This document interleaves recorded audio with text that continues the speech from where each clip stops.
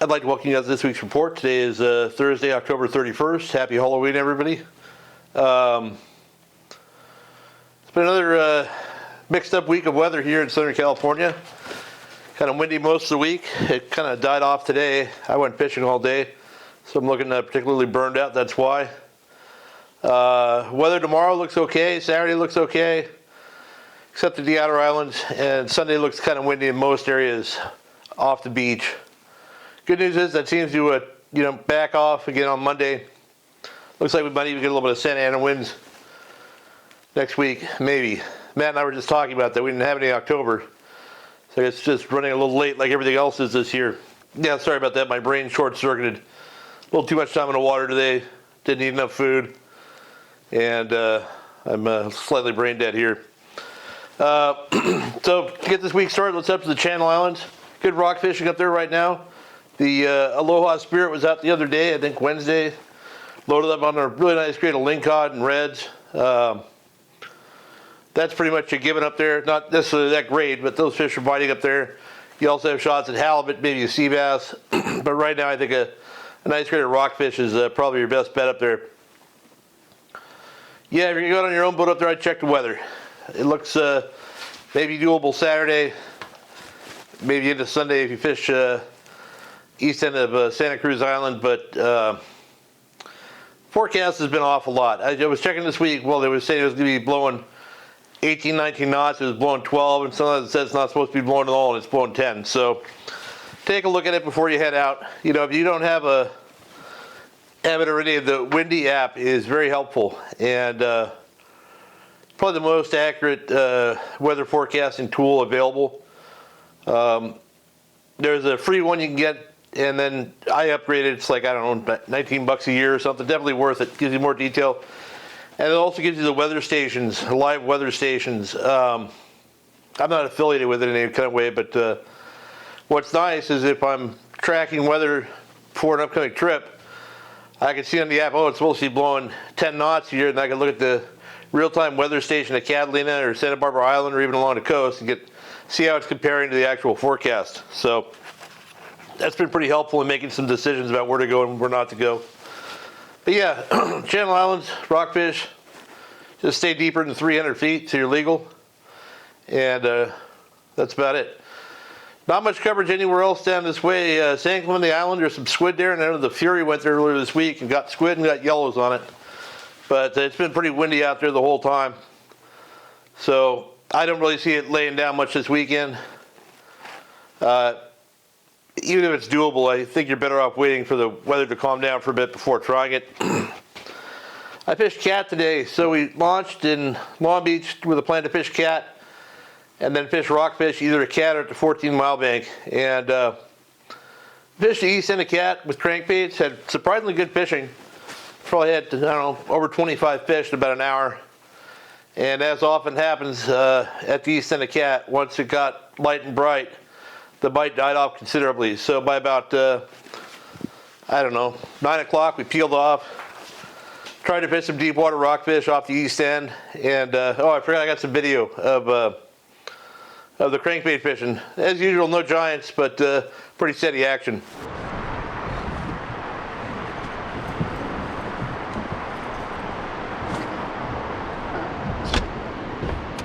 Okie dokie. Okie dokie.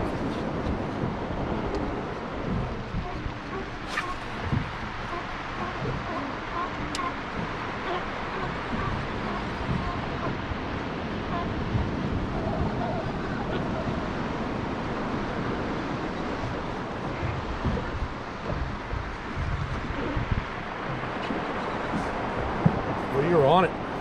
The pause, man.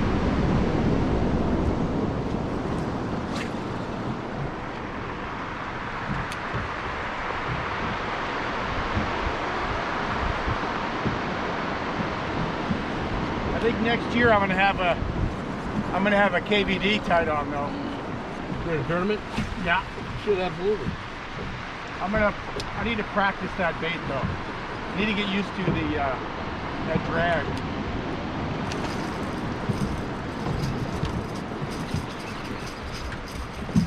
Damn it. They're biting there. Yep. They are.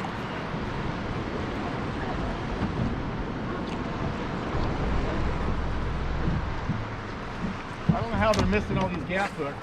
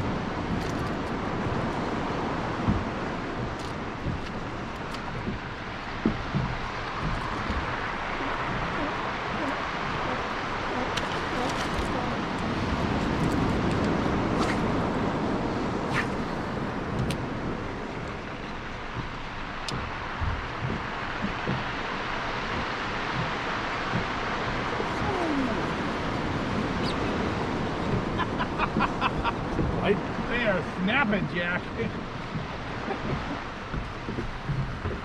Jimmy'd have a good time right here.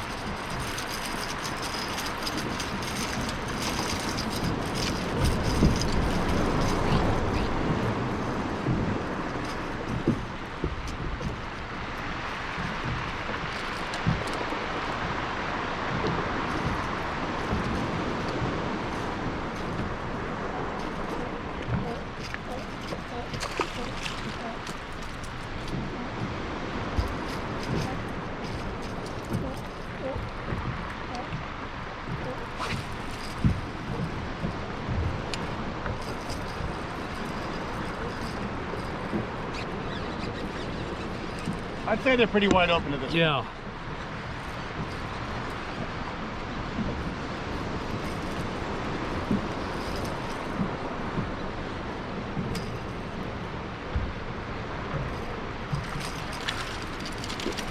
They missed this water fish the other part of the island. Yeah, they really are.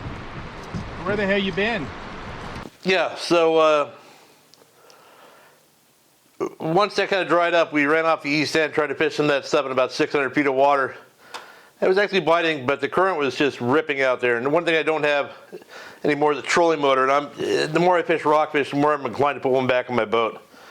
I don't really use it for fishing bass anymore. But if I fish spotties, I usually fish in somebody else's boat. But yeah, it definitely would have helped to be able to spot lock out there. But caught a nice red. Some other smaller fish, nothing too exciting. So it's got a little breezy too. So we bailed for the 14, knowing that the closer we got indoor shore, the calmer it'd be. And we got to the 14, and it was calm, nice. Fish from 600 to about 750 feet of water. Saw a lot of fish out there. A lot of bait though. That's the problem. The fish aren't really keyed in on. They're not really too fired up. We fished out there for about 2 hours, and I think we had 15 or 16 fish and called it a day. They were a mix of nice-sized chilies, Florida bank perch, and yeah, that's about it. A lot of little gobbledygooks when we miss the fish. But something to keep in mind when you're fishing these slope rockfish is that the ones you want to catch are not right on the bottom. So we're marking these fish and big haystack on the bottom. If you drop to the bottom, you catch something this big. But if you bring your bait up, 30 feet, 40 feet, 50 feet off the bottom, that's where those nicer sized chilies are and Floridas and things. And you don't get the picacho and all the other stuff you don't want to catch. So speaking of deep water rockfish, I got lent here one of the new Penn electric reels. I'll tell you, when I first picked this thing up, I was like, man, that's giant. And this is a size 50, but there's a lot of contraption going on here by the looks of it compared to the Daiwa Seaboard or something like that. But the advantage this rod or this reel has is that the battery is attached to the reel, so I don't have to have it strapped to my foregrip and fight with it while I'm trying to fish around it. And it's actually a really nice setup. This is my first time fishing it. It's got your normal handle that you can disengage when you're using it automatically. It's got a lot of torque, good drags, everything. It's a 30 size Penn Fathom. And a really nice feature about this is it has this little lever over here that you can set so when you have it in the rod hole and you drop, it'll keep enough tension on there to keep it from backlashing. And after fishing with this for a day here, I'm pretty sure that once they come out, I'm going to be retiring my Daiwas and getting a couple of these. And this could also be, they make a little bit bigger one, I think, which would probably be a pretty good kite reel and stuff like that. I don't know exactly what the price is, but I think it's about $700 or so. I'm not exactly sure, which is not bad because you don't have to buy the battery. That's always the extra expense. You pay $500 or $600 for a reel, extra $100 and something bucks for the battery, cords, all that other stuff. So it's kind of big, but felt solid and powerful. So yeah, I'll talk more about it. Maybe show a little video if I have something on my phone here. But yeah, so if you're looking to get a electric reel, that might be the next thing. I guess they got Best in Show at ICAST this year for it. And I'm really not surprised. So in other news along the coast, last Saturday we fished the Balboa Angling Club Bay Bass Open I talked about. We were lucky enough to get second place with 5.59 pounds. Jimmy Decker and his buddies won it, and they had the biggest bag that I think has been weighed in that tournament with 6.6 pounds for 3 spotties, which is well over 2 pound average, and they actually had one that was close to 3. All the fish in there for me were biting the Strike King 6XD crankbait like I always fish in a shad color. I think it was ghost shad. I probably had 12 to 15 legals, probably caught over 20 fish on it, and lost some big ones. The good news is we got second, and nothing I had on the line would have beat Jimmy's bag. Yeah, last year we weighed 651, which had been the biggest bag, but I lost a couple of probably 2-pounders, maybe 3 2-pounders, and it just sucks when you're fishing a tournament. I had a bad spot on my line, I got broke off. A couple more pulled the hook, but yeah, let's on those mooring cans out there, find the bait, find the bass, just fan cast around. They don't care about what tide it is, incoming, outgoing, slack, whatever. Just get in that area where the bait is. That western grebe, which is a little duck, the narrow, little thin-necked duck, you should look them up. If you fish the bay, you should Google western grebe, and you should look for those when you're underwater because they are always indicators of spotted bay bass. So, something to keep in mind. Yeah, and that tournament, it's just such a fun thing. On Sunday we had the awards at the Balboa Angling Club itself. Everybody, leaves their boat at home and just comes down and hangs out. Tom Troop and his son Cash came all the way up from San Diego, and they fished all day, and then they showed up at the awards in their boat, which was kind of cool. Good to see those guys. They did well in the tournament as well. Yeah, so next year, definitely, if you've been thinking about it or on the fence about it, you should definitely fish. It was a lot of fun. The only other news on the beach here is that there's still some yellows at the Coronados. It's far from being good. San Diego's still picking away at them. If you get down there expecting to get some rockfish and maybe get a shot of the yellow, you might be pleasantly surprised. Might get there on a good day. But yeah, water temps are still good everywhere. It's not that the season's over. It's just the fish aren't biting. But yeah, the only other news due to the lack of coverage is the tuna bite down south, and it sounds like that yellowfin is pretty far now, outside of San Martin, 150 mile range probably. I'd say probably 140 to 160 or 180 mile range.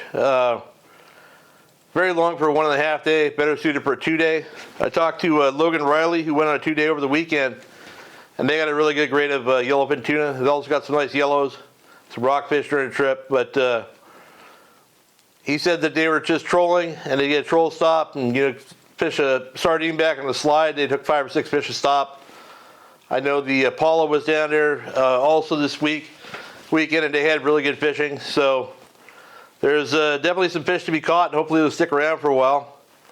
And they've also seen some bluefin when they're coming, or not coming, but going home. Boats been seeing them, the upboat foamers. There's been some as close to 475 in the last week. Some fish caught up at Ensenada by the Pongueros there, so that's still around. I wouldn't expect any big hits on that, but you might stumble into it if you go take a look around. But yeah, that yellowfin is very nice, but it's very far, so I think it's completely out of anybody's private boat range unless you got a yacht. But yeah, that's it. So sorry for the short report this week, but not much to report on. I'm hoping that with the better weather next week and have a lot more to talk about. So hope you guys have a great weekend and happy Halloween.